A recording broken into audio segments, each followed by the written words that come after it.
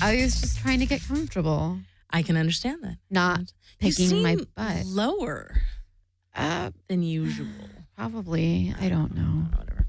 Hello, welcome to Intellectual Kink. Hi. I'm Insidious Muse. I'm Service Slut. And, hey. Hey. I don't know, hey. We just had a lot of carbs. Like a lot. For dinner. We're like kind of comatose from it. Just a little bit. But to our benefit, we did not have any alcohol. Oh, so yes. That 1-2 combo. Woo! That would have been bad. There's some dying going on at that point. Uh-huh. You know what I'm saying? You feeling me. But anyway, I think I saw you tweet that you didn't know what we were talking about tonight. No, I haven't tweeted anything today. Oh, I thought I saw something. Yeah. So, I think that was last week, maybe. Came through. So tonight we're actually going to talk about, so oddly enough, you know how we talk about how I never check my FET, which I don't. Uh-huh. But when you get the email notification, the blurb of the very beginning of whatever somebody sends you is there. And whether they post it on your wall or whether it's a message, it's there. It's there. So I got one of those today. We were originally going to have a guest talking about how, male submissives are oftentimes alpha males during the day, but they're actually submissives. And how does that gel? But that didn't work out because the alpha male meant, he had to do like work and shit. So that happens. So we were trying to figure out what our topic would be. And lo and behold, one of these magical FET messages or wall posts came through. And it was somebody who said, hey, so you and Service Slut talked about figging, but we didn't get any resolution on that. What's up with that? And I thought, well, why don't we talk about figging? Why not? There's no reason why we can't. So there is our topic. It is not figging pudding. It is figging. Figging. Now we're playing Sesame Street. So when we were approached on teaching this demo on figging, I was initially really scared because this was something I had never experienced before. And I was really afraid of how uncomfortable it was going to make me feel. And on top of that, the fact that we were being asked to do this in public made me really stress out because one of the things that I really hate the most is the uncertainty of making my mistress look bad or anything that would be unbecoming. And so I had this fear that like it would be so terrible and like I wouldn't be able to take it, or I don't know, just something crazy random happening. Well, that is actually a really interesting sub-point of the entire figging discussion. First and foremost, let us give a very brief identifier of what figging is for those that don't know. Because some people just don't know. So figging technically is, I simplify it by saying the use of irritants in the anus and urethra. Traditionally, it is ginger root inserted into the anus. Yes. And it's got a long history, and we can talk about that later. So that's what it is. So, but the sub point that you just brought up to me is this fear that prevents us often from going into trying a kind of play. Yes. Now, I've discovered, when you're doing something on your own for yourself, let's say going to a munch, that fear is greater and harder to overcome because it's, again, by yourself. Right. But when you have a partner, as we do in our relationship, as other people do in their relationships, even in a topping and bottoming kind of scenario, you have a partner. And so therefore, you might be more willing to trust in them to do ABC, whatever it is, figging in this scenario, because of the relationship with them. So it's just, that's kind of an interesting sub point because a lot of people will be like, no, I would never do that. That sounds awful, or that it sounds scary, or, and the fear in and of itself might prevent them from trying something because, it sounds horrifying. Yeah, it does. To, stick painful, burny things up your bum. Mm-hmm. It's not going to stop somebody from going and eating some, Vindaloo and having the same experience in reverse. But, that's a different story, right? It's like, that's different. Totally. Too much hot sauce, whatever. Sticking it up there, ooh, you know what I'm saying? Same. So go on. So that was really what I was afraid of. But lucky for me, and of course, lucky for the both of us. But more lucky for me. We did a dry run, not so dry. It was a lubed run. Yes, the night before. And I felt like, okay, I should be relaxed right now because it's just me and her. And this is one of our science experiments. If it doesn't go well, I can tell her and then we can stop or, whatever. And so, there's been things up my butt before. I don't get things up my butt very often, but that sensation is not new to me. I waited for the ginger to start burning in my butt, and it took quite a while. It was not as immediate as I thought it would be. I thought it would be something where, it's even just going in and it already burns. But even, it being inside, like it didn't feel terrible. And it almost kind of felt, so, ladies out there, and I don't know, maybe men, but you know how when you go and you get a wax and like the end part, it's like usually like, kind of like your taint and like kind of the backside. And that doesn't hurt nearly as much as the front. And it was kind of like that where I had built it up and it just wasn't, I didn't feel the sensation. Now, getting it pulled out is a totally different story. I think that is often the case, especially with butt stuff. Okay, you can get it in.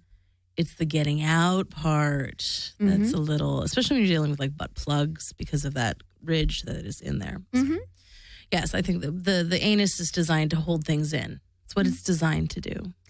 Yeah, so it was just one of those situations, and one of the things that really added to the experience was, I couldn't see you doing this, but hearing you or knowing that you had peeled it and like carved it into a shape, and that there was something that you did with intent. Obviously, you were intending to put it up my ass. Correct. But that almost kind of added to the excitement. It's kind of like that. It's kind of like when you're getting a beating and you can hear your D-type or your play partner kind of like, getting revved up and you're like anticipating and you're excited. It was kind of like that, which I didn't really expect that. But I think that preparation part is something that kind of adds to that climax, so to speak.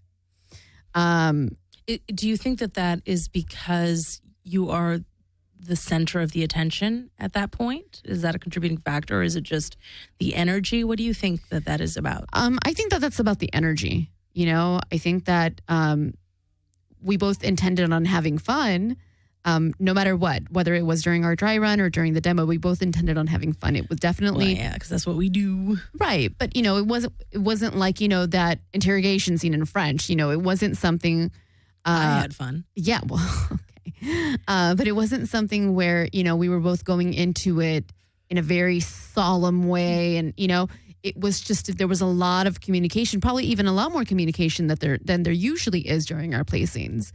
Yeah, it was more like the communication kind of in the very, very beginning. And again, because this was really new for you. You and I had not done this. Yes. So it was like, how are you going to respond? And you have a really interesting pain tolerance. and I'm not saying because it's a bad pain tolerance. It's just interesting because you can tolerate a certain kind of pain that other people cannot. Like a lot of it, people are like, the fuck, like knife play. You love it. And there are people that are like, fuck that, but you can beat them all day long. You know what I'm saying? So you have a very unique kind of pain tolerance, and figging is not in the impact world. So it was curious to me where that would fit, right? And for me, like for example, I've gotten tattoos and piercings, and then I have this cell popping thing, which is a micro brand, and they're all very different. The sensations that they are. For example, the branding sucks.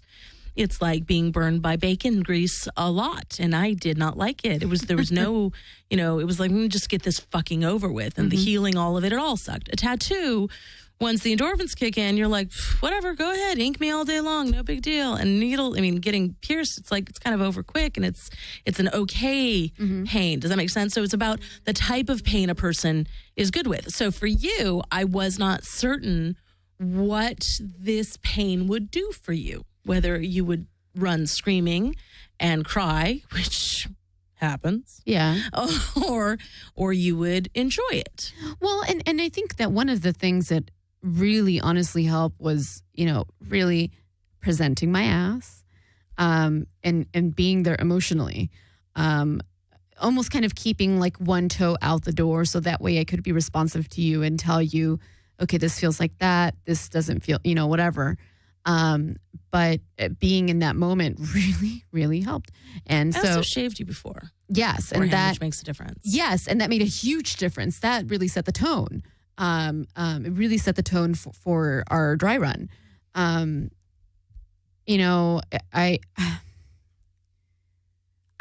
wouldn't even be able to say if it's something that like has moved into my favorites or, I can't say. I mean, I think it's something that,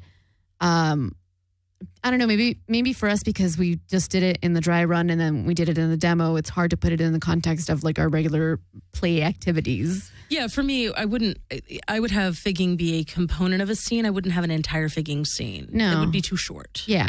And I'd be like, wow, there's all this work for that. Can we do something else?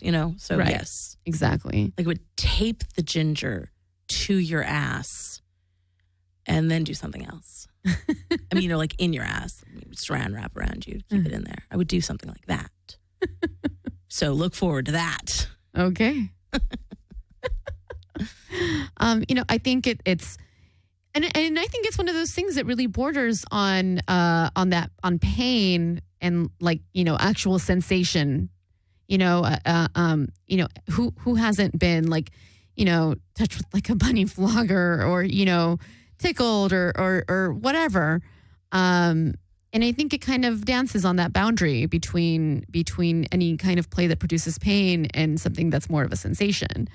So yeah, what I did not anticipate was how crazy burning it would be on my clit. and now that I think about, I mean, really that burning sensation, that's what I expected on my ass. I expected it to burn like that in my butt. In your butt. And it didn't. It was the clit. It was the clit. Well, and I have a theory about that. There's a couple different things, and that is that let's take a brief 2 steps back. And I kind of give more than just a general idea of what figging is, kind of give some more specifics. So let's say, you want to fig and, you've never done it and you have a willing partner who's like, hey, I've never done it either. Let's do it together. If you both are on the same page and nobody's lying about their skills, et cetera, and you research and whatever, it's cool. Make sure you've got safe words and stuff like that. Give it a try. The likelihood of you doing serious damage with figging isn't great unless it's really, really large piece of ginger. You really want to taper it down for whatever orifice you're sticking it in. So you go and you get raw ginger root, which you can buy in most grocery stores. Do not get pickled ginger. No. Do not get ginger paste. Raw ginger root that looks, like deformed orc fingers. Right? Well, I'm a geek, so I'm going to go there. It looks like that weird orc guy in Lord of the Rings with all of the boils and stuff and whatever. And you want to make sure that it's intact, that it's not like broken or anything. Correct. Because once the ginger's exposed, the ginger oil, it starts to really deteriorate significantly. Yeah, and it also intensifies once you peel it. So it comes and it's got like this kind of really taupe colored skin, for lack of a better term, very similar to a potato but lighter, maybe like a light potato.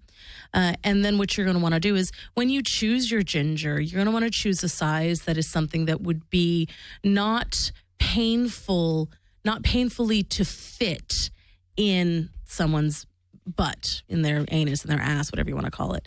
So, if they're a big anal whore, then you can get a bigger piece of ginger root. If they're kind of more of an anal virgin, you're going to want to go for a smaller piece.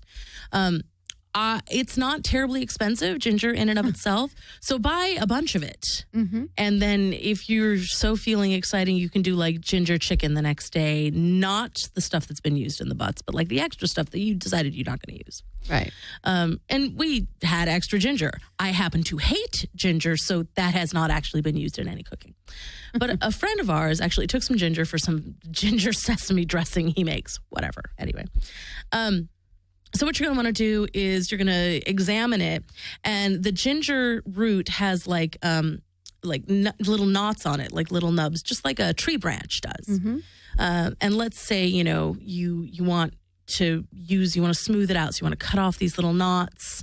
You want to peel the entire phallus for your use. I'm using these big words, people. I hope you understand. I'm doing it all for you. Anyway, so you want to peel the ginger root and then whittle it, essentially. Slowly whittle it down to the size and the shape that you want. You can be very defined. You can have a rounded tip. You can even go so far as to make it look like a penis, which is a lot of work because it's fibrous. So it's a little bit more work there. But you can do all of that if you want to. I mean, I just went with, generally phallic shaped. It didn't work for me. It didn't matter to me. Sometimes there can be like a little handle and you can use that. But I would caution against that because, again, it can break very easily. And I mean, the likelihood of the ginger getting lost up in someone's ass is limited. It will ultimately come out. But let's try to avoid that if you possibly can. I'm just keeping that one real. Obviously, you as the top should wear gloves. Mm-hmm. For a lot of reasons. Number one, you're dealing with the butt and you want to wear gloves when you're doing that. And number two, if you get it's just like when you're cutting jalapenos, that those oils get in your fingers. And even if you wash your hands, it's still a little bit there. And then you rub your eyes and you're like, oh my fucking God, I cut the jalapenos 2 hours ago and I washed my hands 4 times since then. I still have oils on my fingers. So it's the same thing. So wearing the gloves protects you as well as your bottom. It's, gloves are always good. They're cheap. Have them all the time. And then, so you shave it, and then for me, I like to warm up my bottom, literally. I use lube. We used KY warming jelly this time because whatever, I had it. And I thought that was kind of funny to use warming jelly at a figging thing. When we did the class, somebody came up to us and said, oh my God, you guys can use that? It burns his ass. And I was like, do you want to put this on your hand? Because this is not burny at all. I don't know, maybe he got a weird batch. I don't know. Or maybe somebody magically put some Tiger Balm in it. I don't know. That would be interesting. And then, I like to warm it up with some lube in my fingers and make sure that here's one of the secrets to butt stuff in general. If the person is aroused, the anus will loosen and be easier to penetrate. Mm-hmm. So that's, kind of like butt stuff 101. But when you're topping and you're doing something that's not specifically what you would consider like sexualized butt stuff, sometimes you forget that. And so maybe you don't pay attention to the other bits that help arouse a person, like the vagina, the clit, or if it's a boy, his stick and berries, whatever you like. I don't know why I'm using not words, but I am. I don't know either. Don't ask me. I have no idea. So I mean, it is to your benefit and their benefit. I mean, unless you're going for a full sadist thing, but if it's something you're kind of trying for the first time, I would go with a little bit more of a Pavlovian approach and make it enjoyable, because then maybe they'll come back. Just throwing that one out there. Then you'll want to kind of, my phone vibrates. It's on vibrate. You give me the glary look. Hobbit. That was probably Twitter. It was in fact Twitter.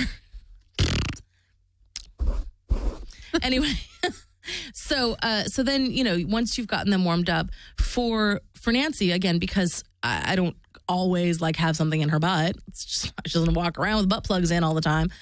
I wanted to work it out, make sure that my finger got in, and maybe 2 fingers if that was a possibility, and then a dildo, in order to make sure she was nice and kind of lubed and excited, and she's like, yes, let me have whatever it is that you're going to put in my butt. She was, totally, face down, ass up, all ready for it. So I did all of that. And then I had the ginger prepared and worked it into her booty.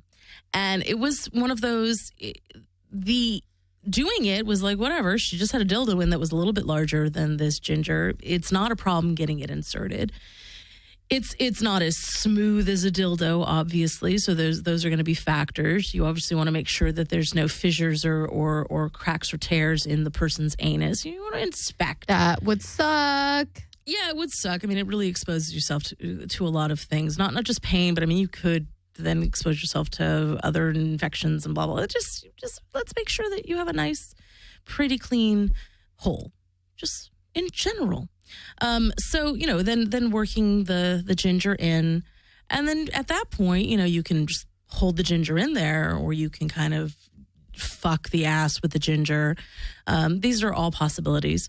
Holding it in there, it allows the hole to kind of clench around it as much as possible. Which I hear is supposed to intensify. Right. Well, here's the thing is that the butt's job is to push stuff out. That's what its job is. And so it doesn't stay in. That's why butt plugs have that specific design where they've got a whoop, boom, so that it's there to hold it in. It goes, it stays in. It's a little stopper.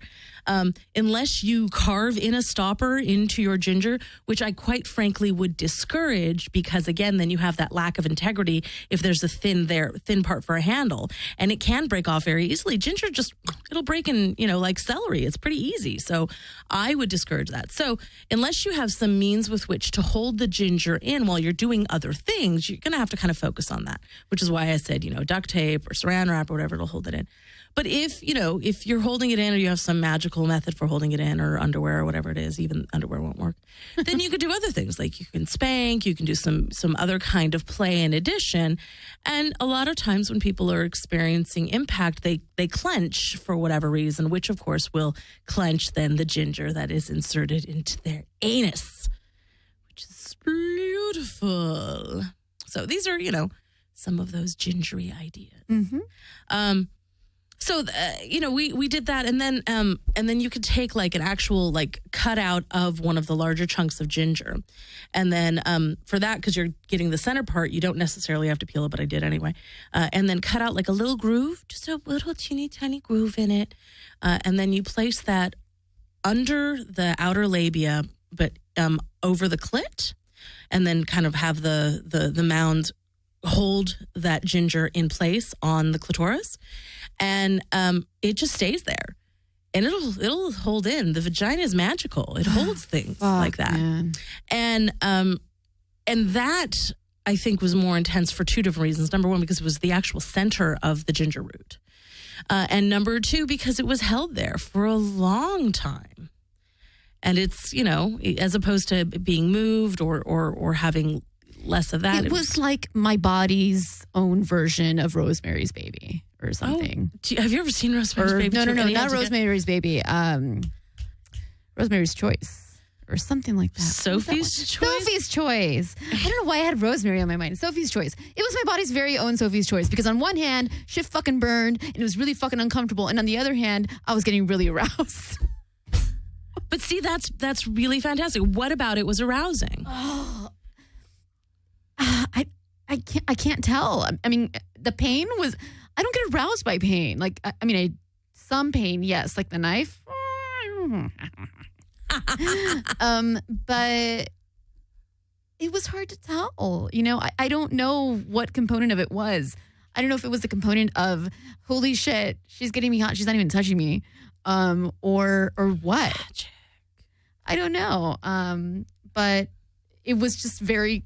It was just very conflicting for me, because I was just like, oh God, just take it off. It's like, wait, but then it would be really good to masturbate right now. See, and for me, as the top, as the D type, as the sadist, I love that conflict. That that kind of experience to have in a bottom is wonderful. There's so many sensations, so many kind of things that are firing off in your brain simultaneously. To me, that makes it a better experience, that I can magically have that kind of pleasure pain combination, that dance happen in the same exact moment. Right. And it's figging or any of these things are another tool in your bag of tricks. You don't want to just be a one-trick pony and all you do is flog or spank or, you know what I'm saying? Having all of these other things, because it allows you to have some diversity in your play. And let's say, for example, somebody can't take a physical beating for whatever reason. They can have a physical limitation. They can have a temporary limitation. There can be lots of different reasons. Having something else like this, which still provides that pleasure pain principle, is a really useful thing when you're into kinky shit. Yes. Now. One of the big questions that was not answered, and as it turns out, I don't actually have a penis, not like one of my own that's attached to my body permanently. I don't, believe it or not. Much to the surprise of many, I don't have a penis. So what I really, really, really, really want to know, and we're trying to find out, but nobody could answer it for us, is let's say you're fluid bonded with your bottom and you do the figging and the ginger, you gingerize their butt. Then you have anal sex. I say fluid bonded because then it would be unprotected. Then you have anal sex. Do you get the ginger burn on your dick? Oof. This is a question. It's a legitimate one, and I don't have an answer. And I feel like I'm at a loss now. Like I'm incomplete. I'm fraud. Sure you would. Well, see, but we didn't get an answer. But who knows? Because she said, it wasn't that. We need a test intense. subject. We do. Who should we use? Sanger. We're going to use Sanger. Hey, Sanger, you just thrown under the bus. She's like, wait, what? Who's putting their dick in my ass unprotected? No. We kind of need people that are fluid bonded. That is the true. premise of this. They have to be fluid bonded. That is very true. Number one. Sorry, I had Sanger on my mind. It could be... Really? Oh. It can be two guys. I'm totally okay with that. Yes. Do we have any gay friends that could do this? I don't know if we have any gay friends. I know, huh? Well, this is where I struggle now. Right. I just feel like I'm going to just lose everything now because I don't know that. What are your thoughts on other substances? Ginger is definitely the staple, the standard, so to speak. But there are other irritants out there. And I think that a lot of times, I think this is one of those things where use your imagination, but also hey, don't put things in places where they shouldn't go. So use your imagination. Totally get that. However, you want to avoid sugary things, things with sugar, because that's going to likely result in a yeast infection, which sounds unpleasant. So, you still could potentially get a yeast infection because you're dealing with the butt and the vagina and all this stuff. It can happen. Whatever. Yeah. It's not the end of the world, but just if you could avoid it, the greatest things. But, so let me give you a little teeny tiny story. So in Anne Rice's Sleeping Beauty novels, I read them when I was 15, and there's a scene in it that's totally so clear in my mind. It's an awesome scene where Beauty is prepared, basically almost like a meal, and she's painted with honey and stuff. And then there's this honey dipped fruit that's inserted into her vagina, rammed all full into her. She was fisted with fruit, and another slave has to eat it out of her without any hands. Right? Totally hot, awesome, amazing, wonderful scene. Okay. And then there's the reality versus fantasy thing where you're like, ooh, but the honey and then the sugars and what if you got a yeast infection? Can you please finish reading that trilogy, please? Nobody said don't. Little Miss, I love to read, but never reads. Anyway, so for that, that's an awesome concept. Although that's not figging, but that concept, but you want to avoid the sugars, anything of a sugary nature. That being said, you need to be aware of how hot things are. People don't traditionally think of ginger as hot. I think if you're thinking of the ginger thing, you're thinking pickled ginger that goes with your sushi, and then you're thinking wasabi. Well, wasabi's hot, right? Wasabi is an option. I would probably use it more kind of externally than internally. I would probably use wasabi on the clit. Hello. As part of the mind fucking thing, I would say have a jalapeno out. I actually inserted a jalapeno into your buttocks, but it was not cut, so there was no jalapeno juices and oils in there. But you could do like put a little X in the tip and stuff, and that's gonna burn. Jalapenos, they got a thing, and then they are perfectly shaped for a little teeny tiny bottom. So you might want to avoid habaneros that are a little small for that, or the little Thai chili ones. Little teeny tiny ones. Don't want to do that. But you can, to a certain degree, be creative.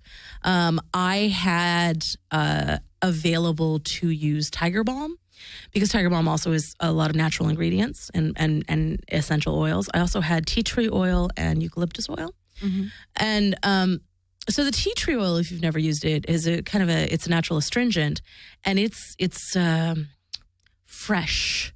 It feels kind of refreshing. Mm-hmm. And for somebody who might not be used to any sort of that kind of sensation on their ass or inside their ass, that might be a nice kind of, something to start with a little bit on the exterior and let it kind of grow. One of the things when you're dealing with any of these kinds of spicier things, and if you know anything about cooking, this is beneficial, where understanding that if you let something spicy sit, it will intensify.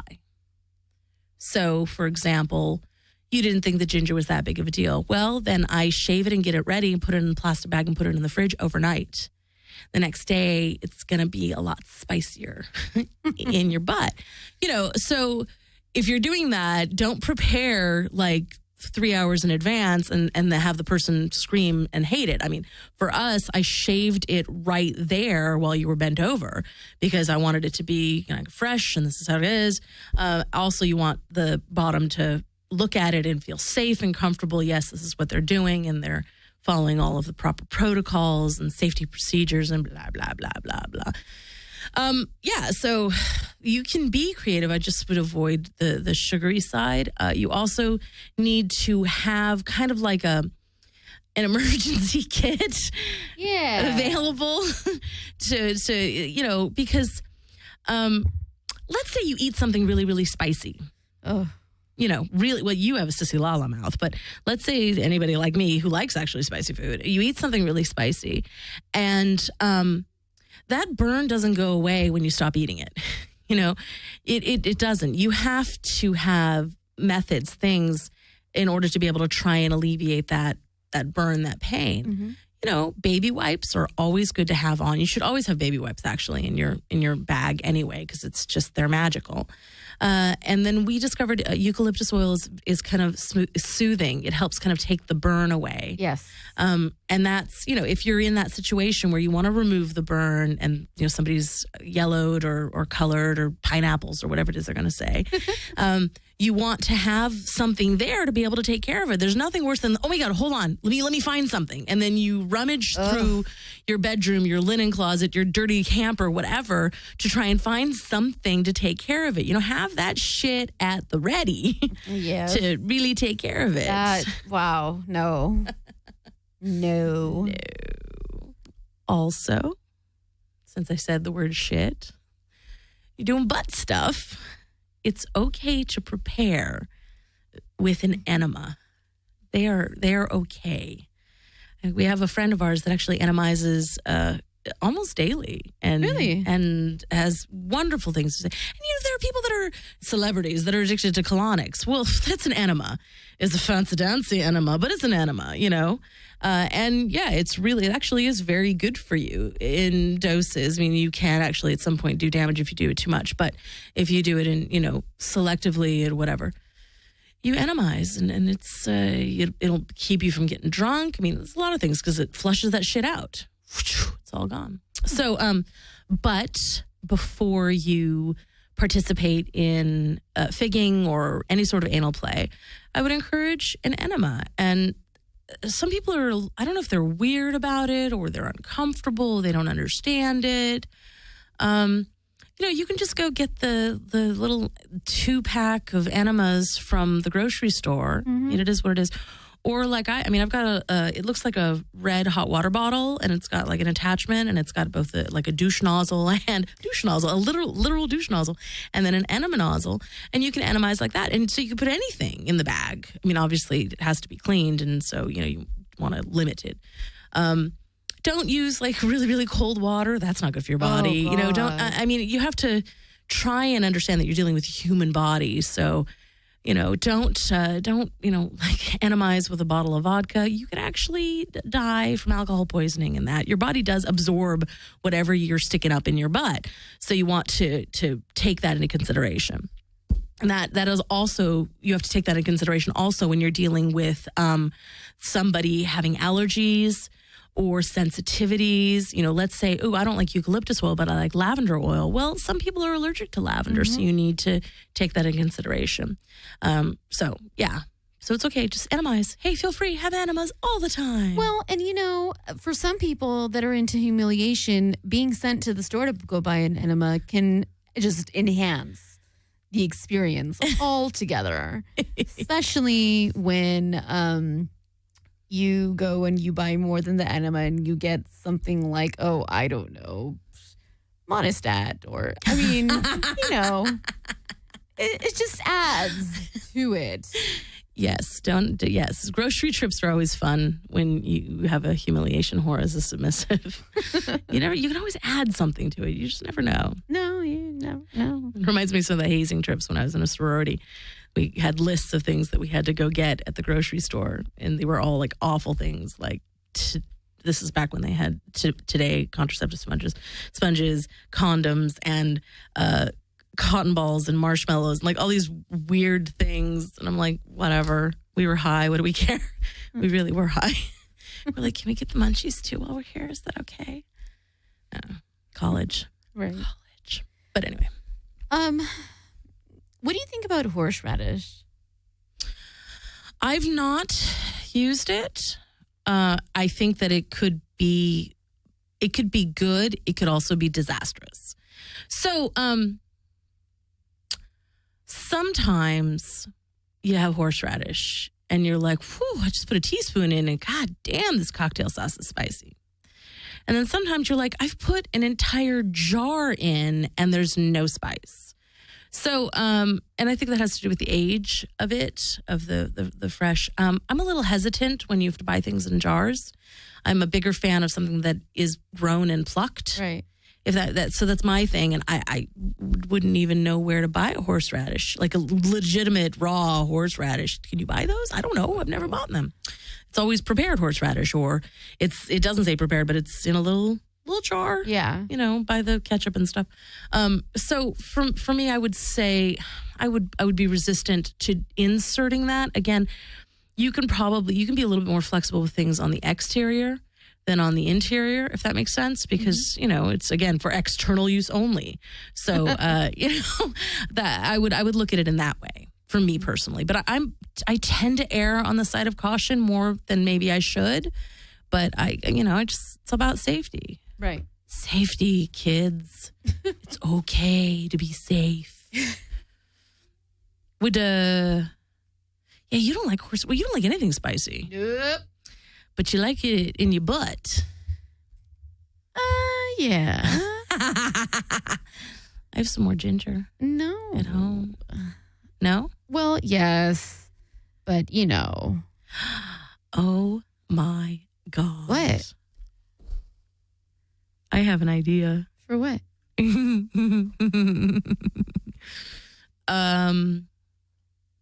So that little ginger thing on the clit? Yeah. I will carve you one tonight. Oh. And then you can borrow my Hitachi and you can masturbate with the ginger on your clit. What do you think? Oh my God. What do you think? Again, Sophie's choice. Yes. Right? Awesome. It's so good. See, you want an orgasm? This is the price. Is it just one orgasm? Yes. Okay. You want more than that? I can add. I mean, I don't so much add as do exponential things, but that's a lot of pain for one orgasm. Is it? Is it? Oh. I don't know right now.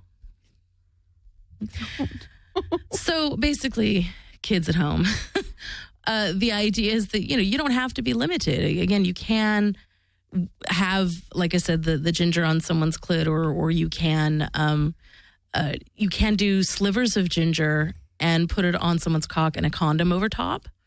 And then, I don't know, let's say fuck a guy like that, or, milk his prostate when that's going on. You can multitask. I mean, you could do kinky CrossFit. And that's, for me, I mean, when it was proposed to me to teach the ginger class for that group, one of the leaders said, well, that's like a 15-minute class.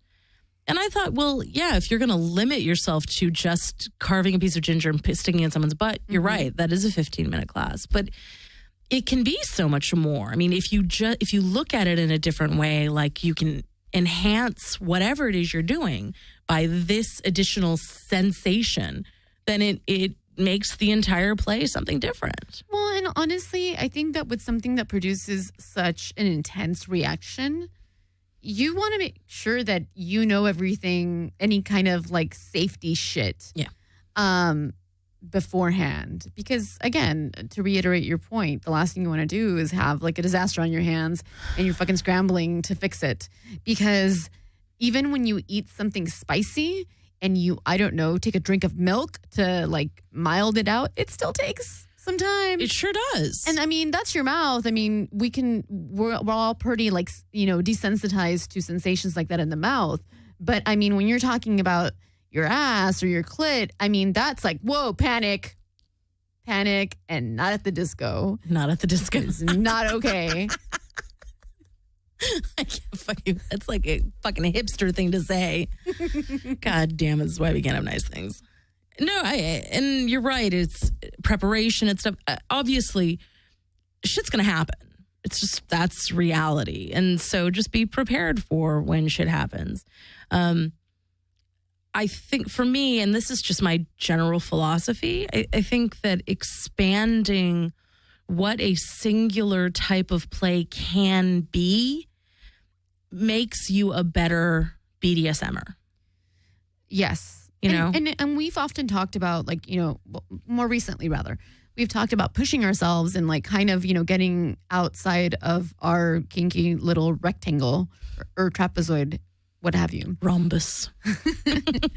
And I think this was one of those things. I think that this was one of those steps to kind of, step out of the norm. Yeah. And I'm glad we did it. I'm glad that we took that step.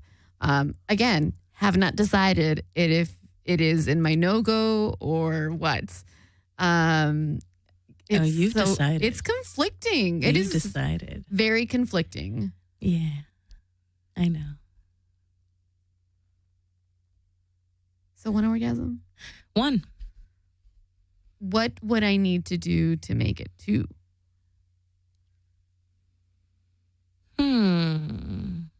Two orgasms. I have to ponder this.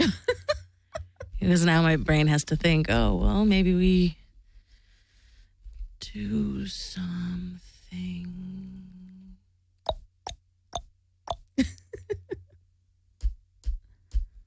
I was surprised at the amount of people that didn't know what faking was. Oh, that doesn't surprise me. I think they knew what the activity was, but maybe they didn't know that it was referred to as faking. Okay, perhaps. I mean, and I've said this before, and I'll say it again. There isn't a curriculum for BDSM. No. You know what you know, either based on instinct for things that you've done or things you've stumbled on. So we all have holes. It's not like you can say, oh, I got my bachelor's of BDSM at UC Berkeley. You can't say that because it's not a thing. And even if it were a thing, I'd be highly suspect. Oh, really? Really? Well, that stuff is like 5 years ago. We don't do that. I mean, you can, but now how do you do this? Because it's constantly and ever evolving. Yes. So we all have massive gaps and holes. So it wouldn't surprise me at all. I mean, it doesn't even really surprise me when someone says they don't know what pegging is. Because they might not have heard the term, and I try not to be judgmental of people. I obviously am because it is my forte. So much. But I try not to be judgmental of them because you know what? They have holes. And God knows that when I came into the formal scene, I had to backfill the shit that I had done. You know, I was like, oh, that's cuckolding? Yeah, done that. Oh, that's forced by? Yeah, did that. You know, like, and I didn't know. I had no clue that they had these names. Right. I just knew that this is something that I did, and I knew it was really weird because nobody else was doing it, but I enjoyed it. Right. So, I try not to judge people, but yeah, they might not know that it's called figging. I mean, it is a really odd name. It kind of is. You know, why isn't it called gingering? You know, I mean, you're not sticking figs in the butt. I actually looked it up on Wikipedia, and gingering is the same thing for a horse. Yes, to make it the spry. They make the horses spry. Yeah, like an old or sick horse to like perk it up. There you go. See? Well, but again, they still can say gingering. I mean, you know what I'm saying? Right. That's just me. I mean, call me a nut because I like to simplify shit. But yeah, so, because it makes you a little spry. Did it make you spry? Were you a spry old horse? I think you'll enjoy this fun fact. It's a little bit unclear where the history of figging comes from.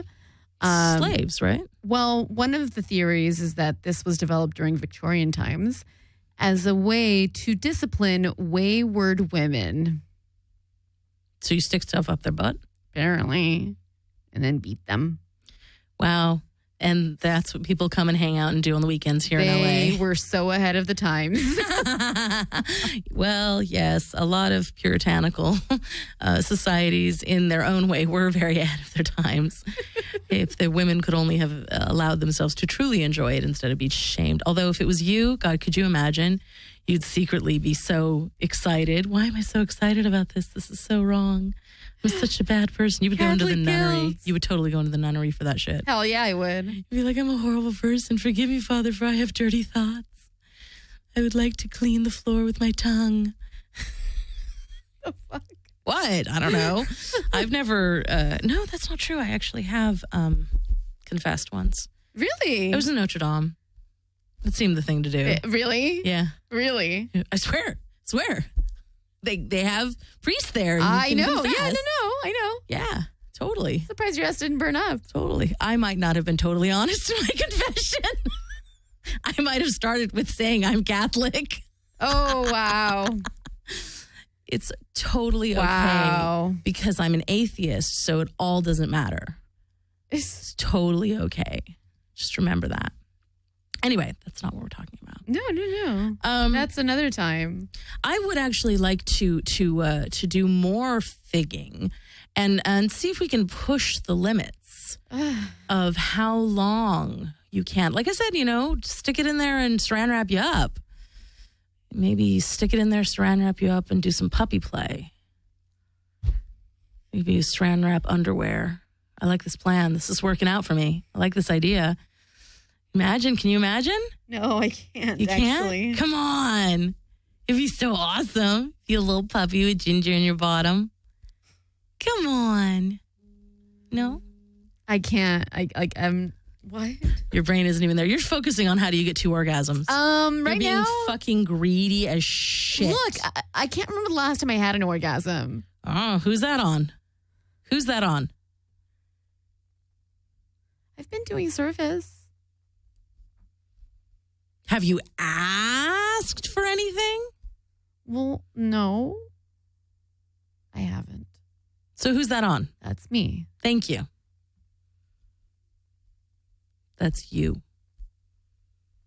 When you ask, do I not have a serious discussion about it? Yes. I don't flippantly say no. That's a you thing. It's not a me thing.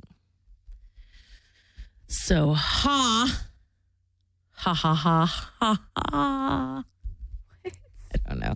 Yeah, I was thinking that the other day. I was like, God, she hasn't asked for an orgasm in a long time. Huh? Because I'm so afraid of hearing no. I guess she's not into it. No, I She's totally am into it's it. totally cool. I don't need one. But that's okay, because I think I gave you some when we were playing the other day. Yeah, and then right when it was kind of sort of starting to get good, you're like, nope. That's what you did. I did. It was awesome. It was so good. It was so good. He's in denial.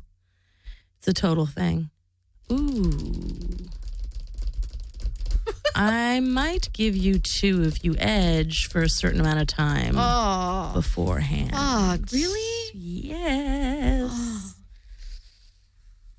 I would negotiate 2, but edging has to be in the deal. Well, how long? How long are we talking here? 25 minutes. Whoa. 25 minutes of edging. With the ginger on your With clit. the ginger. Yes, ma'am. I will allow, because I am magnanimous, I will allow something in your butt and something in your vagina. Oh, I need to get my fairy wand because I'm not giving up my Hitachi tonight. And then the fairy wand.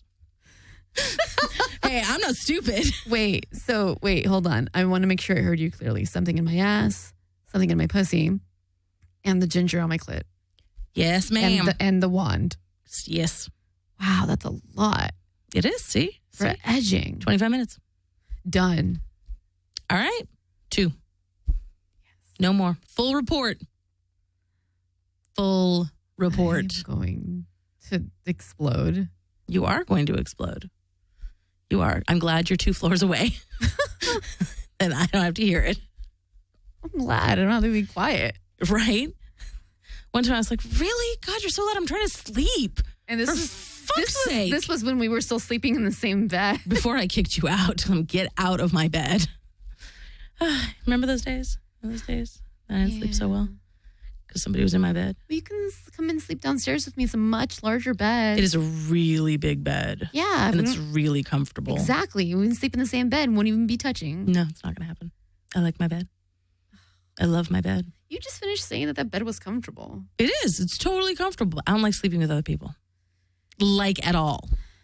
It's a thing. I just don't like sleeping with other people. Like, so for me, like, if I actually am comfortable sleeping with somebody, it's like, whoa, what's going on? I'm comfortable sleeping with this person. There's something going on. I think that's why I actually stayed with my ex-boyfriend, because I slept in the bed with him and it was comfortable. So there's that. Got it.